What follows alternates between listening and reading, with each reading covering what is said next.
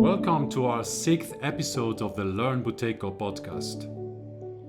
Logic would tell us that solutions for our health should be based on addressing the cause of the disease and the effective alleviation of symptoms.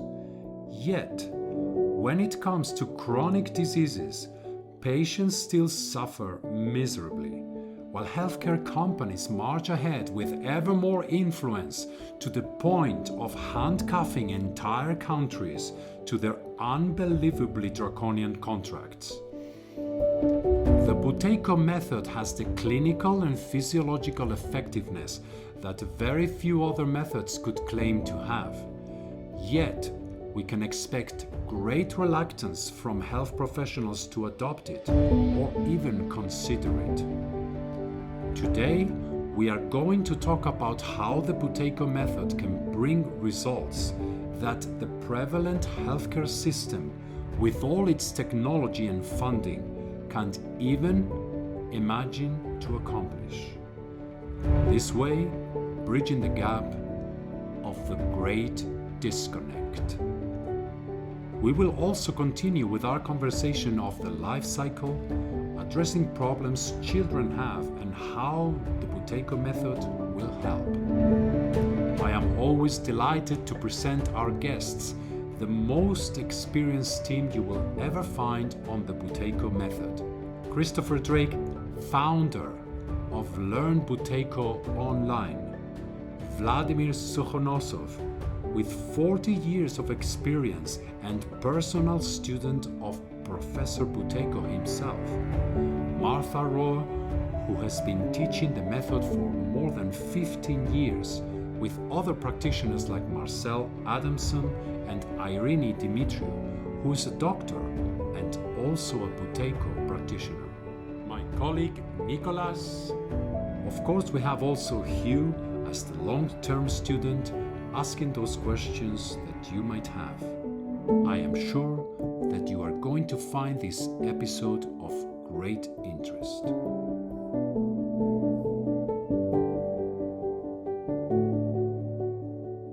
In the production meeting, we were having a conversation about how the system works, the medical system, doctors and the Buteyko method. Why is this not known? What are the cracks in the system that doesn't allow for this to take shape into a more productive way of going about it so that more people learn it, more people practice it, and health professionals having the opportunity, because I think what transpired from the conversation was that sometimes they want to help, but they find themselves in a position where they can't.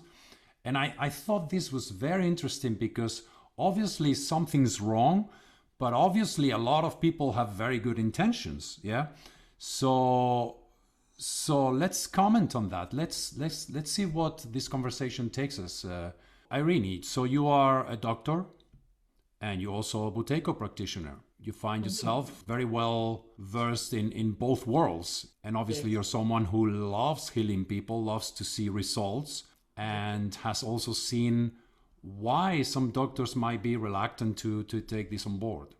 The first thing that was really interesting, almost shocking to me when I discovered the method after watching Marcel's and Martha's introductory talk, was that I've never heard about it.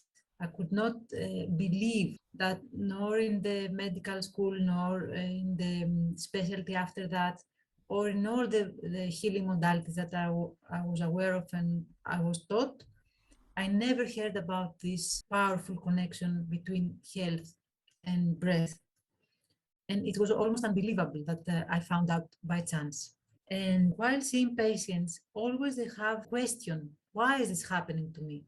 And this question was something that I had also during my studies, because it was not really clear why all these diseases, for which I learned the medicines and I learned how to examine the patients, but I didn't know why this was happening. No one gave me a logical explanation about this. So there was a gap, and the same gap exists also in patients. When I explain them the connection between constipation, anxiety, and increased body weight, which in their mind it's completely irrelevant, and I tell them, it's the same basic cause, they say, oh, this makes sense. And they need that. They need this logical explanation about their condition. Otherwise, it's something random and unexplained. So for me as a doctor, it was a big dream come true, even though I didn't know that I had this dream, because I wasn't aware of the method. But as I tried that in myself and saw the changes in me and in my family and friends, I then realized the potency of this method. And it was a big, great luck for me that it was exactly after I was giving birth to my third child. So my practice was almost shut down anyway. So I had time to try it on myself and to give thought and practice to that. And it was the results that I'm seeing over and over again are really something that often I'm thinking, even just for this person, for this one person, to see these results, I could say, okay, my life is complete, just for one. And I see that over and over again every month.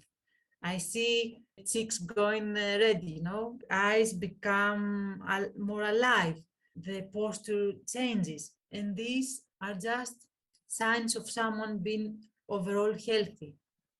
And this is the dream of every doctor, to help a human being be more healthy.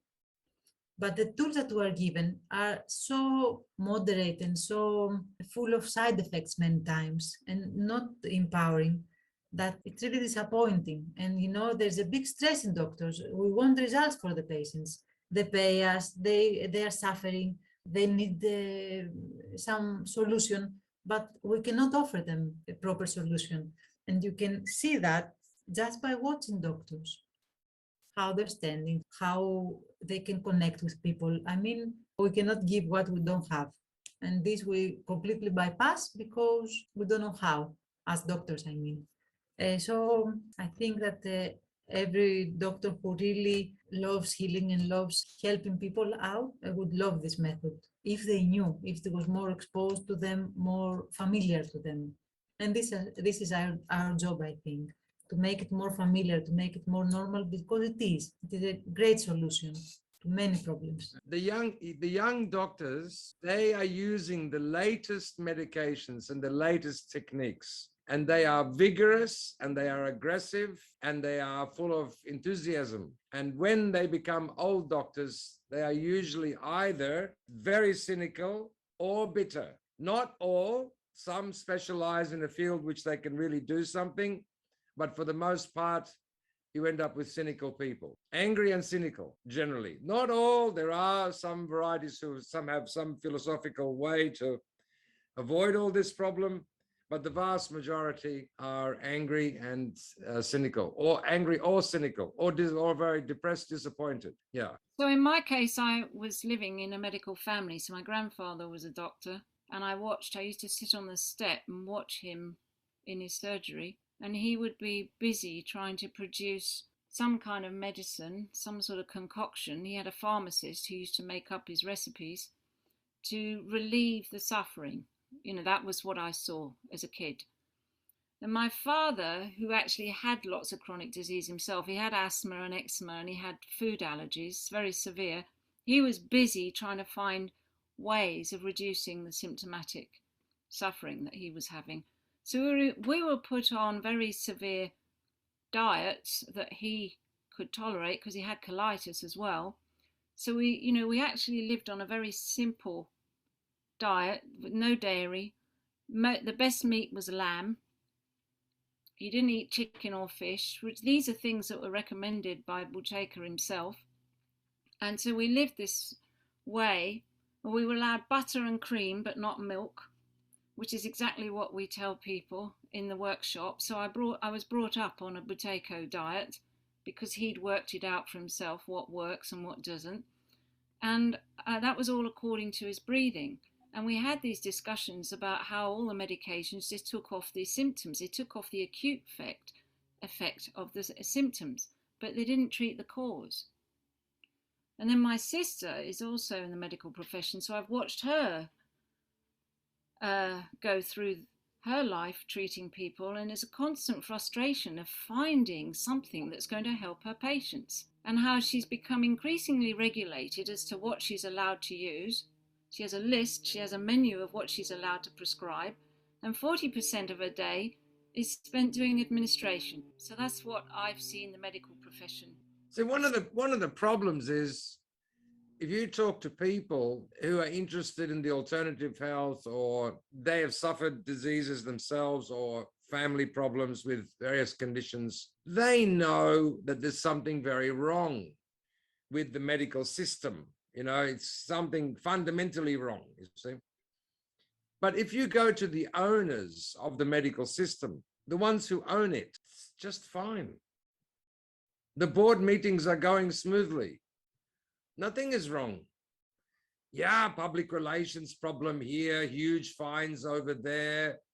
It's just the cost of doing business, you know? Like, and so we are going around in like ever diminishing circles saying, the crisis, the medical crisis, it's a disaster. And the owners of the system are saying, seems to be fine. We just try to keep it going, that's all, you know, expand a little bit maybe.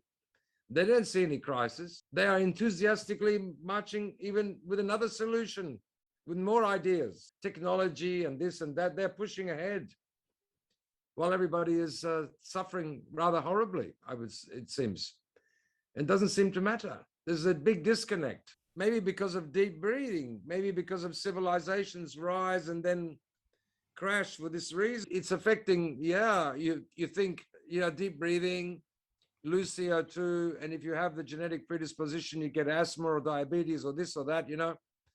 And we have all this chain effect, cause and effect, and we are looking in a fairly narrow perspective within the human body. And we try to reverse those problems with improving the level of CO2, with changing breathing pattern, which is what we do, it's our job. But then you look at the wider society, wider community, and the wider world, and you see how maybe it started with some thinking or some way, some mentality, or maybe it started through, as Buteyko reckons, it seems to be logical, civilization. There's something there which makes breathing worse, deeper. He said it was greed. It certainly makes sense. There's plenty of evidence for that. It's a most peculiar thing because, you know, how can you even have such fantastic results and no one knows about it? Yeah, well, more people are knowing about it all the time. We're doing our best. It makes some, you know, some people have heard about it. We're a lot more well known now than when Stalmatsky came to Australia in the late 80s or late 80s. Yeah, then definitely no one heard about it. So much more people have heard about it in that time. But the idea is so alien. It's such a reversal of everything, because Buteyko got opposition in the Soviet Union, and he didn't get opposition because of pharmaceutical companies, I don't believe. He got opposition from intransigent medical scientists who are doing their thing. And he comes up and he undercuts all of their research work on the reason for diseases. Maybe Vladimir can speak on that. Buteyko got terrible opposition from all kinds of doctors, and they're not working necessarily for pharmaceutical industry, but their academic empire was threatened by Buteyko. Yes, it is correct. You know, one was the academic who invited Buteyko in Academ City and gave Buteyko the best laboratory back in old days. He fired him later because Buteyko was straightforward, right? He said, you think reason of this disorder like that? No, I tell you. He told to see some sort of committee of academics, right? He told straight away, you're wrong. Who likes like that? It means, yes, their lives you see for nothing, okay, in vain. Their research is in vain, all right? Who like that? So what's that story about how Buteyko presented his evidence after 8 years of research, and he presented it in front of some sort of conference of medical... Buteyko, she visited many conferences. And like Nicholas said, okay, There are two approvals in science. In medical world, if Buteyko could describe his experiment, okay, and everyone could repeat and took the same results, it seems to be proof. Yeah, Nicholas, is it correct? If everyone can repeat and you have or has the same results, that's it. It is enough to approve. All right. What Buteyko did, Buteyko visited many conferences, and I remember he went back in his house. By the way, he said, "Oh, how is it?" He said, "He tried to confuse me, but I confused them because he could answer any question. He could explain everything, right? And you can repeat the same experiment, okay? Everyone can confirm his results about pH level, about the oxygen level, etc. That's why it was impossible to confuse him, all right? But fortunately, yes. I always find it very interesting that there seems to be a connection between just plain common sense experience of life and scientific truths. Like, to be a scientist is very difficult, but I mean, I guess what I'm trying to say, we see this all the time. You're just talking about what the key is. It's like you need proof, you need repetition of the same results because of the same cause applied to the same circumstances. And that's what we're seeing. Yeah. So maybe Nicolas and I had a conversation about this once. Yeah, when we were talking about the mind connection and Buteyko, and how scientists, they're also emotionally involved in their endeavors. Yeah, and they get very attached to their results, to their theories, hypotheses, and how this is very important to keep it cool. Yeah, when you and there's a lot of conflict going on in academic circles when they're opposed, especially when there's money involved. Yeah. So maybe, sure. I don't know if you could develop on that, or what I read, for example, one article about hemoglobin, okay, in blood. Many people, scientists, discuss many shapes or forms what hemoglobin taking through its way through the blood vessel. They discuss, okay, they didn't take care about beginning of this process and the end of this process. They discuss what sort of shape hemoglobin takes now, later. See, lots of discussion, okay? That's why method Buteyko, or this approach, his approach, couldn't find any place in modern medical world, I'm sorry. Because question would be like that. Tell me, please, how the level of CO2 affects shape of hemoglobin in middle of blood vessel, for example. How it's possible, okay? Buteyko saw beginning of process and end of process. That's why he could expose some results. And of course, money. What people see behind companies, what you see developing vaccines, they became billionaires, to my knowledge. That's why for people with big health crisis, for them, good business. Very nice business, yes. That's why, sorry, it's mixture. And who is going to beat drug companies, okay, because they run business? It's impossible to fight against system. Yeah, this illustrates very well what I think the key point to make about this is that there is a big disconnect, which Christopher mentioned.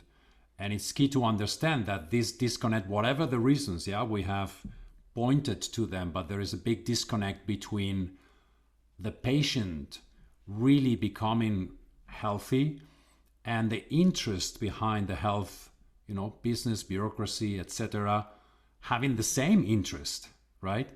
It doesn't necessarily, both aspects don't necessarily connect, yeah. And this is where Buteyko steps in, because we come with nothing. We're just here online saying like, breathe less, do these exercises, and it works, yeah. And that's why we're rolling. That's because people see that it's doing something for them very clearly. It's not just Joe that has his list of therapies that he's tried. There's many people that come with their lists of things that they've tried and it hasn't worked. They do 2 or 3 days of this and already they feel better. That's all that's necessary to know. That was the case for me. And my maximum pause was 30 and it made a difference. My control pause was the same for me. The question was, does it work or it doesn't? That's it. Explanation came later. But first, does it work? Like Christopher told me about Asian people. He told me, don't explain, because if you start explaining, they might be confused. Maybe you don't know. You should say, do like this, do like that. If you try to explain, why do you explain me? Maybe you don't know how it works. Is it true? Asian people have different mentality, all right? If you tell them to do something and it doesn't work, you can be in a lot of trouble. Sure. It better work, if you But don't know if what to do. you ask them to do something, at the same time try to explain, they see like they confused, they perplexed. Why you explain us? Just tell us what to do to get result. So wouldn't it be important? I mean, this is an interesting point because I try to make people understand why they're doing it. So maybe from their own perspective, yeah, I feel they need to understand why they're doing it, because I've seen people practicing a lot because they see the benefits, but then they have other practices that contradict what they're doing it. And what that's telling me is that they're not really understanding the depth of what they're doing. Yeah, do you find that too? Of course. Yeah.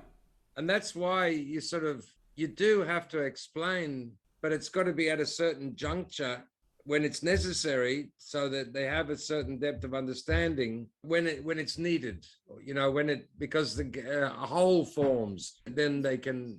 Usually you do that when they start complaining. Yeah.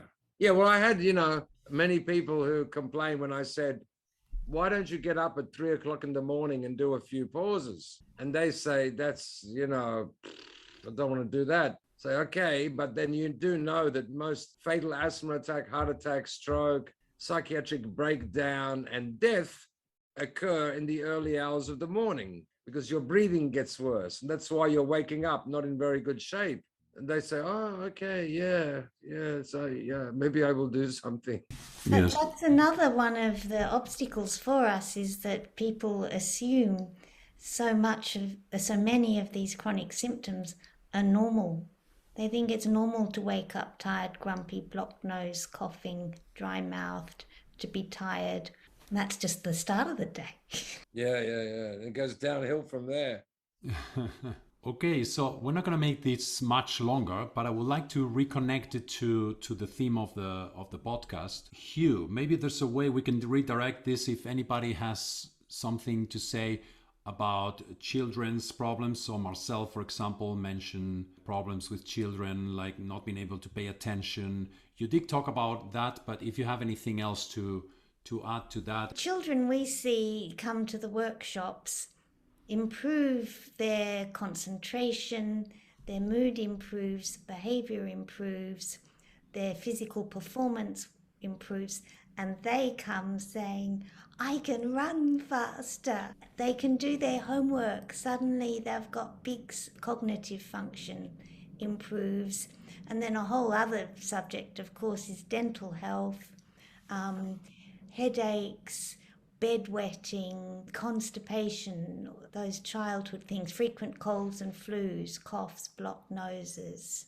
On Martha Rowe's YouTube channel page, there are some wonderful videos of children with their mothers, and it's very gratifying to watch. And I just feel it's nice to talk about children, because our spirits may lift for children because they're bright and they're quick to learn, and that's where the future is, I think. And the thing is, though, it's very important that the parents are involved as well. We find the children get far better results if the parents do the practice first and they sort their own health out, and it becomes a family culture that they're all practicing. It becomes kind of normal that they're practicing at home together, and the results are far better when that happens.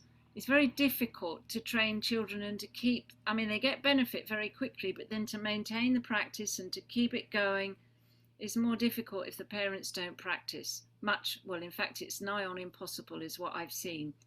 So if the parents are practicing, it works. We have one particular case which is very interesting with a family that practice, and they did it themselves. The parents did it, their son did it, got fantastic results. And then about a year in, their Down syndrome daughter came to a workshop. Now, for that year, she had played around doing steps around the kitchen island. She was doing up to about 26, 27 steps and practicing and copying. And then she decided she'd like to come to a workshop, and she got her steps up to 80.